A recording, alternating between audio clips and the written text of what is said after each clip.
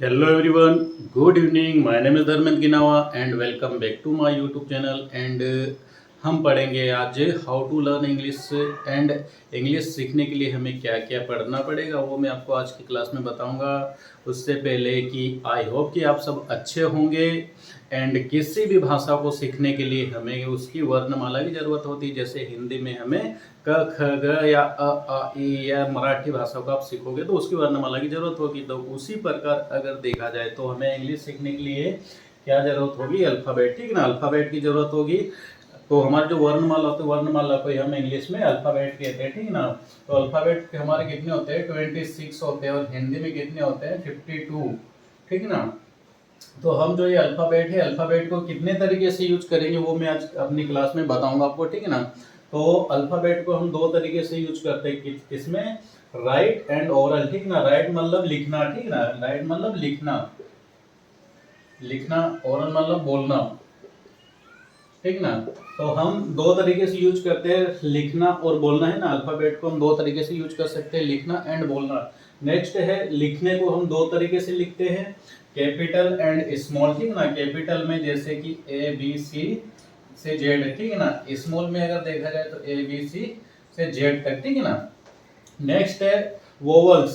Vowels मतलब कि स्वर, ठीक ना। स्वर जिसे हम हिंदी में मात्राएं कहते हैं ना, इसमें हम स्वर को कैसे लिखेंगे? स्वर हमारे कितने? टोटल 5, ठीक है ना।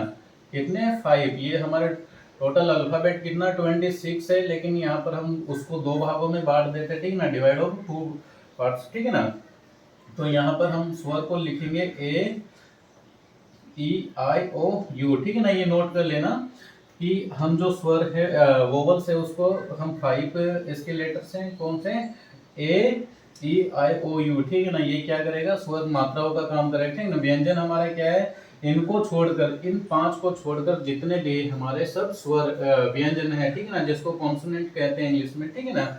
वोवल्स एंड कॉन्सोनेंट, ठीक है ना। ओरल हमारा बोलने के जो तरीका होता है, हम दो तरीके से यूज करते हैं, वोवल्स एंड कॉन्सोनेंट, ठीक है ना। और इधर राइट को कैपिटल एंड स्मॉल, ठीक है ना। तो अल्फाबेट को हम दो तरीके से यूज करते हैं। यहाँ तक अगर समझ में आता तो हम आगे बढ़ते हैं, ठीक ना।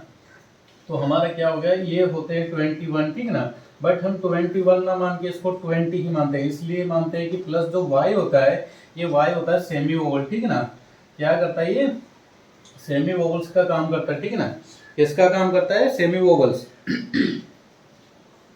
ये काम करता है सेमी वोवल्स, ठीक है ना। सेमी वोवल का मतलब है जैसे कि फॉर एग्जांपल में अगर देखा जाए जो वाई होता है, ये वाई वोवल्स का भी काम करता है, कॉन्सोनेंट का भी काम करता है। जैसे कि मैंने यहाँ लिखा क्राई, क्या लिखा? क्राई। यहाँ पर ये किसका काम कर रहा है?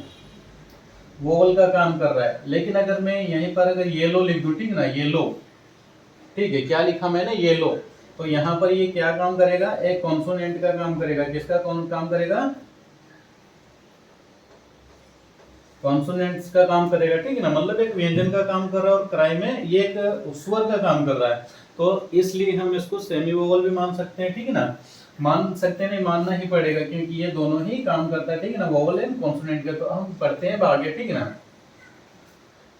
अब हम क्या सीख रहे हैं? किसी एक लैंग्वेज को सीख रहे हैं, ठीक है ना। कौन सी लैंग्वेज को सीख रहे हैं? इंग्लिश। कौन सी लैंग्वेज को सीख रहे हैं? इंग्लिश, है ना। मतलब एक लैंग्वेज को सीखने के लिए हमें क्या क्या नीड होती है और क्या क्या जरूरत होगी मैं आपको बताऊंगा। तो लैंग्वेज की सबसे छोटी यूनिट होती है कौन सी? लेटर होती है, ठीक है ना। कौन सी होती है? लेटर। जैसे कि ABCD, ठीक है ना। ये सबसे छोटी है। और दूसरे नंबर की छोटी यूनिट है वर्ड। वर्ड वन मीन्स मतलब जैसे कि कहा जाए कैट, डॉग या जो भी यहाँ पर हम एट भी लिख सकते हैं। कहने का मतलब ये कि आप जो भी वर्ड लिखे उसका एक राइट मीनिंग आना चाहिए, ठीक है ना। इसका मतलब ये नहीं कि टेक टेक जो भी आप लिख दिए, ठीक है ना। तो आपने जैसे केट लिखा, केट का बिल्ली, डॉग का कुत्ता हो जाएगा, ईट का मतलब खाना होता है ना। तो ये वर्ड जो है, वर्ड का सही मीनिंग यहाँ पर आना चाहिए, ठीक है ना। वर्ड का सही मीनिंग आना चाहिए जिससे हम अपने लैंग्वेज में जब यूज करेंगे तो ये हम उसको बोलेंगे, ठीक है ना। नेक्स्ट है सेंटेंस, ठीक है ना। सेंटेंस मोस्ट है ये जो यूनिट है सेंटेंस, ये बहुत ही अच्छी चीज है। इसको अगर आपने सीख लिया, ठीक है ना, तो आप इंग्लिश को सही से बोल पाओगे, ठीक है ना। सेंटेंस इसमें क्या करेंगे हम, सेंटेंस के लिए पहले लिखेंगे हम सब्जेक्ट, ठीक ना, सब्जेक्ट, फिर हेल्पिंग वर्ब। हेल्पिंग वर्ब को मैं पुराना लिख के एच भी लिख रहा हूँ, है ना, हेल्पिंग वर्ब। फिर उसके बाद मेन वर्ब, मेन वर्ब को भी मैं एम भी कर रहा हूँ। उसके बाद आता है ऑब्जेक्ट, ठीक है ना। इसको हम पढ़ेंगे ठीक से, डिटेल में पढ़ेंगे, ठीक ना। सब्जेक्ट हमारे क्या होता है, जैसे कि सब्जेक्ट हमारे दो टाइप के होते हैं, ठीक है ना, सिंगुलर एंड प्लूरल होते हैं, ठीक है ना। इसको नोट करना, सब्जेक्ट हमारे कितने टाइप के होते हैं, सिंगुलर एंड प्लूरल। सिंगुलर, हमारे सब्जेक्ट कितने टाइप के होते हैं, सिंगुलर एंड प्लूरल, ठीक है ना। कौन कौन से होते हैं singular and plural?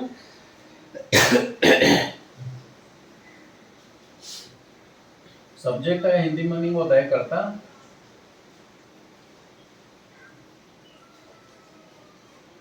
Singular and plural, ठीक है ना। सिंगुलर हमारे होते हैं, सिंगुलर में हम काउंट करते हैं ही, सी, इट या कोई सिंगल नेम को, ठीक है।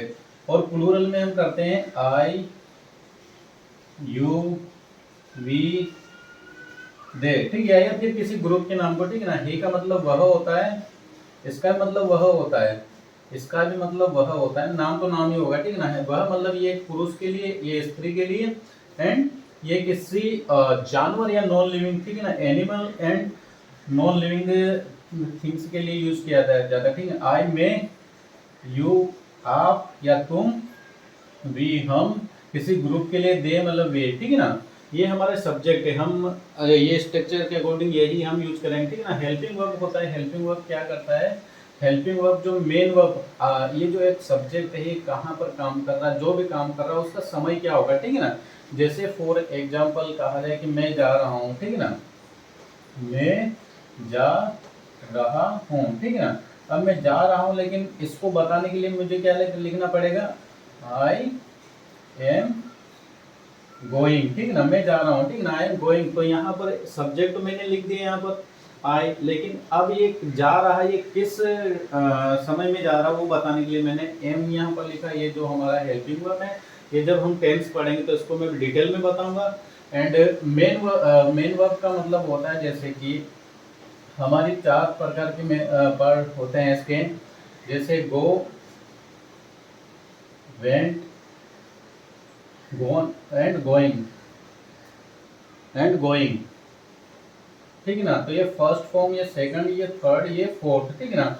और पांचवा होता है जिसमें एस ई एस जुड़ता है, ठीक है ना। क्या जुड़ता है, एस ई एस जुड़ता है, जिसको हम पांचवा फॉर्म भी फिफ्थ फॉर्म बोलेंगे। लेकिन वो कहाँ पर एस ई एस यूज होता है, मैं आपको टेंस जब हमारा आएगा तो प्रेजेंट सिंपल का जो इंडेफिनिट टेंस का जो सेंटेंस बनेगा उसको मैं बताऊंगा आपको सिंपल सेंटेंस में कि एस ई एस हम कहाँ पर जोड़ते हैं, ठीक है ना।